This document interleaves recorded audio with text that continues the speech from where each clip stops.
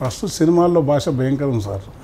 ఇప్పుడు దుర్యోధనుడు అంత దుష్టుడైనా రాయబారంలో కృష్ణుడు మంచిగా అంటాడు, బావా తమ్ముని కుట్లు సగపాలిమ్మనిది అని అంటే రిక్వెస్ట్ చేస్తారు.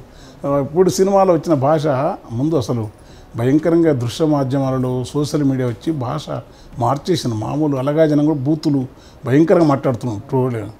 దాన్ని రాజకీయ నాయకులు ఆదర్శవంతంగా ఉండాలి. రాజకీయ నాయకులు తమను తాము తగ్గించుకుంటున్నారు. వాళ్ళు ఏంటంటే ప్రజల యొక్క బలహీనతలను సమాజంలో ఒక మెట్టు జ్ఞాని అనేవాడు సమాజంలో వాళ్ళకి నేర్పెట్టుండాలి. వాళ్ళ నుంచి వీడు నేర్చుకుంటున్నాడు. పైగా శేషన్ లాంటి ఎన్నికల వ్యవస్థ ఉండాలి.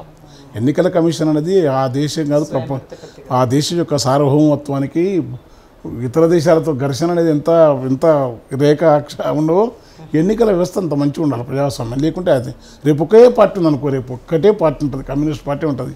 ఆ కమ్యూనిస్ట్ పార్టీలో కూడా అంగీకరించగల గ్రూపులు అయితే కదా, మరి వాళ్ళు కూడా పోటీ పడాలిగా. రేపు ఇవేవద్దు ఒక్క బీజేపీ ఉండాలనుకో, బీజేపీ అన్ని పార్టీలు వస్తాయి. అప్పుడు వాళ్ళు ఒక్కరితోనే ఉంటారు, అంగీకరిస్తారా? అది కాదు ఎన్నికల వ్యవస్థ అనేది ఉంటే వాళ్ళకి మా నెహ్రూ లాంటి వాళ్ళు ఆలోచించిన భారత ప్రజాస్వామ్యం గొప్పది. స్టేషన్ లాంటి మహాత్ములు ఉండాలి. తర్వాత ఇవి ప్యాటర్లు లెక్కించాలంటారు సుప్రీంకోర్టు ఇచ్చిన తీర్పు. అది మొత్తం లెక్కించకుండా కనీసం వాళ్ళు ఏది చెప్తే కూడా అది ఏదో చెప్పినట్టు అది జరిగితే మంచిదే. వీవీప్యాట్లు అపోవాలి. నిజంగానే గెలిచింది అనుకో, నిజంగానే ఇప్పుడు పాలకులు మంచి గెలుస్తారు, ప్రజలు ఇష్టంగా వేసినారు దాన్ని. అవును గెలిచినకుండా వీవీప్యాట్లను అవును చూస్తే మనం కదా. ఎందుకు అంటే వీళ్ళు స్థిరం అనుకుంటున్నారు, ఈ జీవితం 1000 ఏళ్ళు మొత్తం అనుకుంటారు. ఈ నాయకులు రాజకీయ నాయకులకు దేవుడు ఎవడు పచ్చి నాస్తికులు రాజకీయ నాయకులు. వాళ్ళు దేవుని తిరుపతి వెంకటేశ్వర స్వామి కూడా మోసం చేస్తే వాడు దొంగ సొమ్మని తీసుకొచ్చి నీ దగ్గర వేస్తున్నా నాకు లాభం చేయని దేవుణ్ణే చీటింగ్ చేసేంత తయారైన వాళ్ళకు ఆధ్యాత్మికత లేదు. గత కాలంలో విలువల ఆధ్యాత్మికత అనే పేరు చెప్పి ఏ రాజకీయ నాయకుడు ఈవెందో ఏ రాజకీయ నాయకుడు దేవుని నమ్మడు. వాడు చేసేది ఒకటి, వాడు చేసేది ఒకటి. భయం అనేది తన ఆత్మకు తన సమాధానం చెప్పుకోవాలి. తన మనిషి రూపం మారిపోయాడు. మనిషి రూపం మారి తాను ఏం చేస్తున్నాడో తెలియనంత స్థితికి దిగజారిపోయింది. ఇంకా దాన్ని ఏం చేయలేం మనం. ఇప్పుడు ఈ సమాజాన్ని చెడగొట్టు ఎన్నికల వ్యవస్థ, ప్రజలు కూడా ప్రజల డబ్బులు అనే కాడికి వచ్చింది. ఇయ్యమనే వీళ్ళు అంటలేరు, ఈ సిస్టమ్ లేదు. ఒక మనకు అనుకున్న పార్టీ అయితే ఏం లేదు, అనుకున్న పార్టీ అయితే అది ఈ గందరగోళం ఉన్నాయి. ఎన్నికలు నిష్పక్షపాతంగా జరగాల.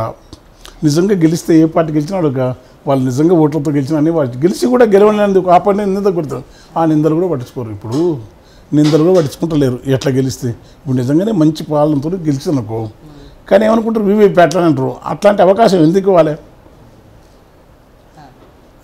దాడులు ఉన్నాయి. అవును నీ దగ్గర నీ కూటమి జరిగితేనేమో మంచోడైతే అవినీతి పడడు, నీ కూటమి జరిగితే పైగా ఇంకా అన్యాయం ఏంటంటే కేజ్రీవాల్ లాంటి వాళ్ళని లోపల పెట్టడం మహాపాపం. అది మంచి వచ్చాడో నేను చెప్తున్నా కదా, ఈ ప్రజాస్వామ్యంలో కొంతలో కొంత ఎన్ని ముత్తుకొని కేజ్రీవాల్ మిగతా వాళ్ళు నేను ఇవన్నీ ప్రశ్నించాను, నాకు తెలియదు కనుక. కేజ్రీవాల్ తన సొంతం కోసం చేయాల్సిన కర్మ ఆయనకు లేదు.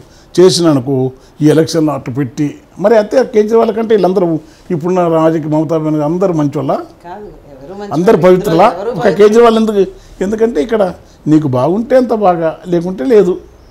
ఇది ఇట్లాంటి పద్ధతి అవుతుందో ప్రజాస్వామ్యాన్ని ఆ నేతల మీద గౌరవం పోతుంది, వాళ్ళకి సింపతి వస్తుంది. అది మార్చుకుంటే బాగుంటుంది. ఎవరు చెప్పాలి వాళ్ళకు? ఎవరు చెప్పాలి? దేవుడే చెప్పాలి. దేవుడు ఉంటే చెప్పాలి.